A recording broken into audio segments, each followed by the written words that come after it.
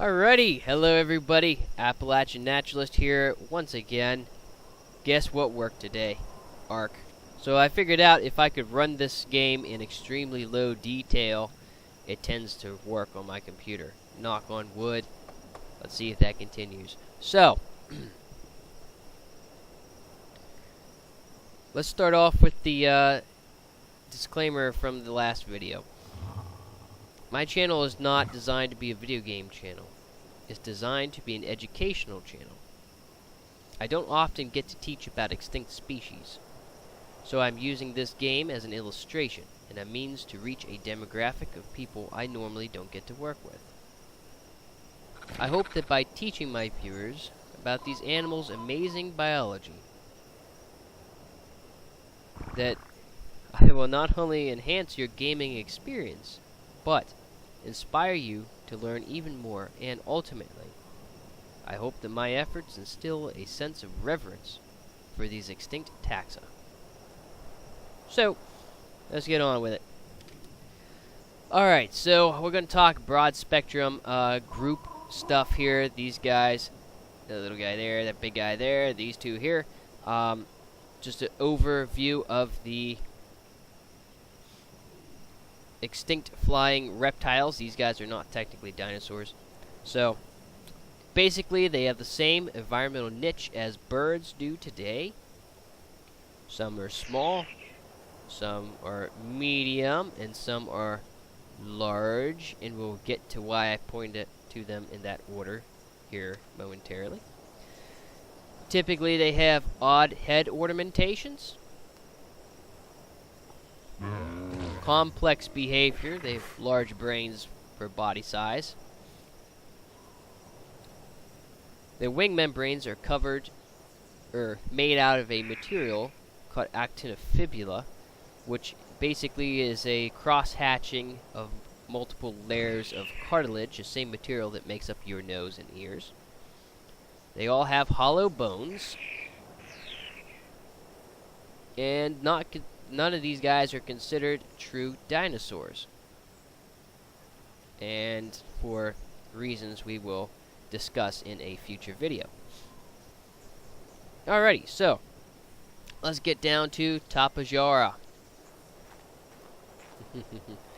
So, you may have read the chalkboard already. Tapajara imperator, or Tupandactylus imperator, or something else. So, this group is very interesting.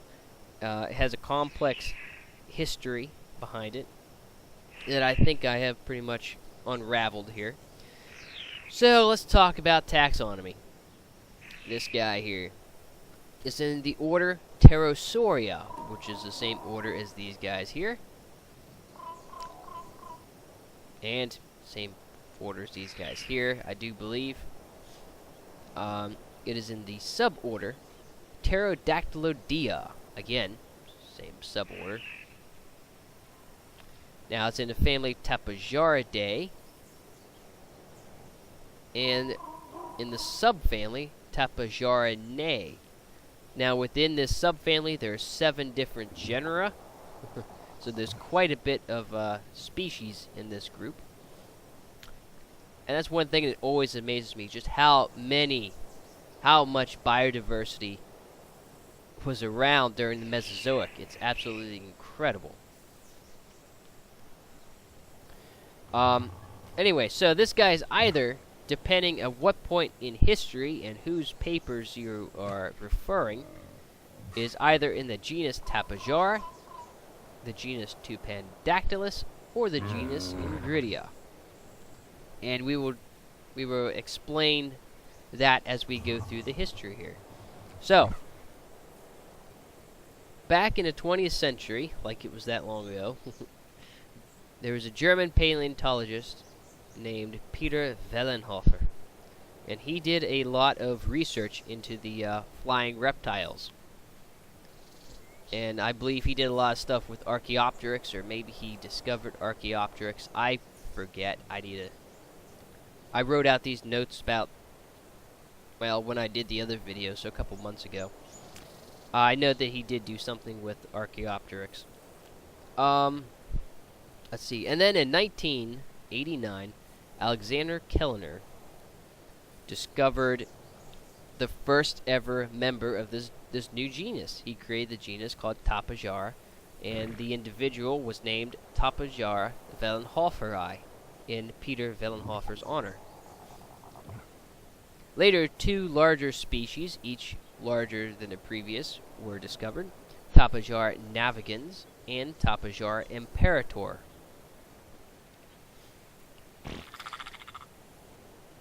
In 2007, Kellner and Kompos, I hope I'm pronouncing everybody's names correctly.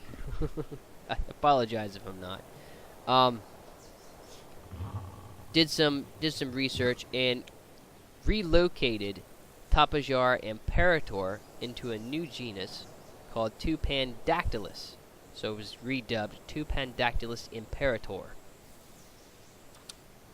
Now, this new genus, well, let me talk about Tapajara first. Tapajara comes from the Tupi word, and the Tupi were the original inhabitants of Brazil, and Tapajara comes from their word meaning old being. So this is a relatively old lineage of flying reptiles here. Now, genus Tupandactylus literally means tupan finger. To the Tupi, their thunder god, Tupa, T-U-P-A, with an accent mark over the A. Anyway, so Tupa brought humanity hunting, fishing, and knowledge of growing crops, and his thunder is thought of as his voice. So that's pretty cool. I'd like this to be renamed Tupandactylus imperator, just because knowing that is just such a cool name. I really like that name. So anyway, 2007, Kellner and Kompos renamed Tapajara imperator to Tupandactylus imperator, created a new genus for it. Same year, 2007, Unwin and Martel were doing research and replaced both in Tapajara imperator and Tapajara navigans into a brand new genus called Ingridia. Now, Ingridia was named after Ingrid Wellenhofer, who was Peter Wellenhofer's wife. Now, since the genus Tupandactylus was named first, and then the genus Ingridia, Tupandactylus tends to take priority. So, depending on what point in history, this animal we're looking at right here is either Tapajara imperator, Tupandactylus imperator, or Ingridia imperator. Now, there's a bit of a problem with this. Both genera, Tupandactylus and Ingridia, are recognized, and both of them use the before named Tapajara imperator as a type species.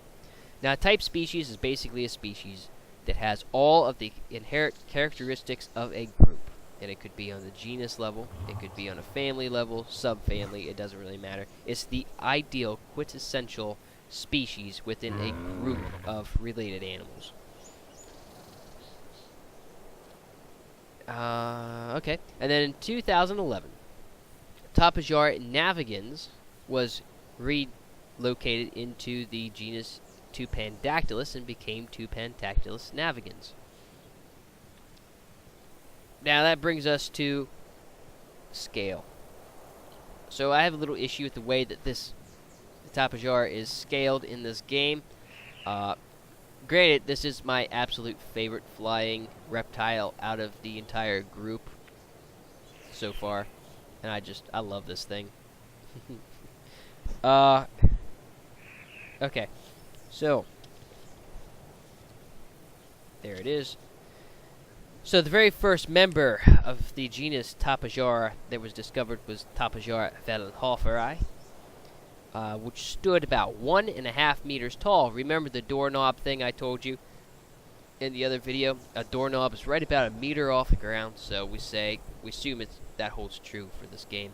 So 1.5 meters. Whoop. Way too big to be Tapajara Valenhofferi. Now there was Tapajara navigans / Ingridia navigans, which stood 2 meters tall. So there's one, and that's about 2 meters. Whoops. Still too big. So that brings us to Tapajara imperator / Tupandactylus imperator / Ingridia imperator. Don't you just love synonyms? Anyway, he stood 2.5 meters tall. So there's one, there's two, and about half is right about the top of the door here. So, oops, still too big. So there was another one in the same basic group, different family though, that is scaled closer to the one in the video game, and that was called Thalassodormius sethi, and that stood is pushing 3 meters, so almost 3 meters. Let's say 1, 2, and 3 meters be right about there, and it's still bigger than Thalassodormius sethi. So this guy is just rendered too large in the game. The Tapajars are classified as medium-sized pterosaurs, and these guys, the pteranodons, are classified as large-sized pterosaurs. So, in order to re-render this in scale with a fossil record, these guys would have to be closer to scale with these, or closer in scale to these guys right here, maybe even a little smaller. And these guys should be somewhere between this scale and that scale, definitely closer to that scale though. Alrighty, so put a comment down below. I'm curious, what do you guys think? Do you guys think this is Tapajara imperator, Tupandactylus imperator, or Ingridian imperator? Or is it something totally different? Is it Thalassodormius sethi? Alrighty. So, moving on. Where are we? Next page. Okay, so either way, if this animal before me today is in the family Tapajaridae or the family Thalassodormidae, they have some things in common. They both have this semicircular crest on the head that is supported by not just the nose in front, but a bony protrusion sticking off the back of the skull. And they both have scleral rings. Now, scleral ring is a bony ring around the eye that helps support the weight of the eye. And these eyeballs, they're pear-shaped. They're not round or oval-shaped like other eyeballs would be. They're pear-shaped, so that they're very awkward, very heavy. Scleral rings are present in things like some fish have them, and they usually suggest a cathemeral lifestyle. So everybody knows about nocturnal and diurnal, active during the night, active during the day, respectively. There's a few other things. Crepuscular is active during dawn and dusk. Cathemeral literally is active during a short period of time, either day or night. So these guys probably would hang out, do Tapajara stuff, go eat a fish or two, and take a nap. Wake up a little bit later and repeat, or something similar. So they may be active day or night, and that pear-shaped eyeball allows them to see well in both night and day. So I like to fly this guy around at night and this guy around during the day. You don't have to, but that, I just like to do that. Alrighty, so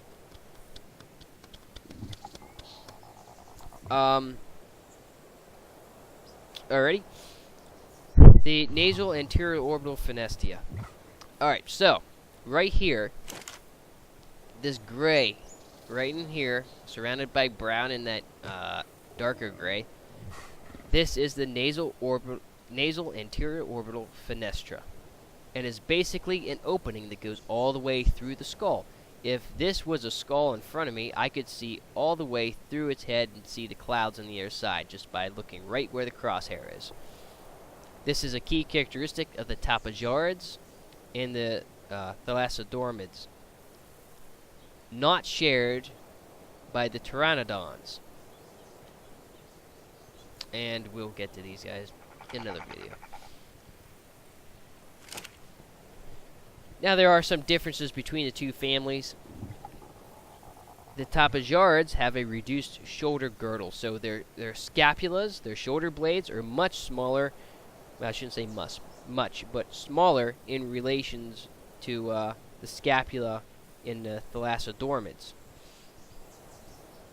And then the wings on the Tapajarids tend to be closer to the chest than the back. So there was an old World War I plane. It was a German plane. It was called the Fokker Eindecker. It had one set of wings, and if I remember correctly, the set of wings were attached to the very bottom of the fuselage of the plane. That's the kind of wing setup this animal would have if it was indeed in the family Tapajaridae. In contrast, the Thalassodormidae, or Thalassodormids, their wings are centered, closer to the center of the chest than towards the bottom of the chest. Let me rephrase that. The Thalassodormids, their wings are centered in the torso. The Tapajarids, their wings are closer to the chest than the back. Let's see. Okay. And that takes me to the ecology. So, these guys were around during the early Cretaceous, the Albian Age, about 113 to 100 million years ago. The original fossils came from the Santana Formation, in Brazil. And fossils have been found in Brazil, Hungary, Spain, Morocco, and China. Now, the world back then looked very different than it does today. Brazil was kind of as it is today. Europe, however, was a shallow sea dotted by islands, so Spain was an island at this point in time. Hungary, I can't tell exactly where it is on the map back then. Just eyeballing it up, it might have been partly submerged. Morocco was partly submerged by a shallow sea, and China was mostly above sea level at this point. Everybody's in slightly different locations than they are today, the whole tectonic plate thing. The original fossil, I couldn't find any information on original fossils, but I would assume, because a lot of the description of these guys involves the head and the wing attachment, that the skull was probably the first fossil on the history books. I haven't found that to confirm information to confirm that yet, but that's what I suspect. And again, the first was Tapajara fellenhoferi. That was the first to be discovered. Let's see here. Oh, these guys are typically thought of as being piscivorous, fish eaters. So they have a toothless beak, much like Pteranodon does in the fossil record. Now, unfortunately, in the game, they have teeth, so, oops. Anyway, in the belly for the Pteranodons, if you guys remember the other video I did, there was fossilized fish remains, scales, teeth, and a few things like that. So we know, without a shadow of doubt, these guys were fish eaters, and we know that they have a toothless beak. That's what pteranodon means, toothless wing. So, back over here, these guys don't have teeth. Awesome, they're rendered correctly, and they're likely fish eaters. All their fossils also were in decent proximity to water sources. Now, the oldest bones and the oldest fossils found in this whole group of Tapajarids come from Asia, so they suspect an Asian origin for this whole family of Tapajarids. Now, sometimes they're thought of as being frugivores, or fruit eaters, because the beak is similar in structure to a toucan. I don't know that I agree with that personally, just because of how late well, it's still the early Cretaceous when these guys are around, and I gotta double check about angiosperms, fruit-bearing trees, and when they really developed. But I doubt there was a huge variety of large fruit-producing trees back then for them to base their diet off of. They might have supplemented their diet off of fruit. I can see that, but I need to do a little bit of research into the botany of 100 million years ago. But I'm not really on board with the whole frugivore theory.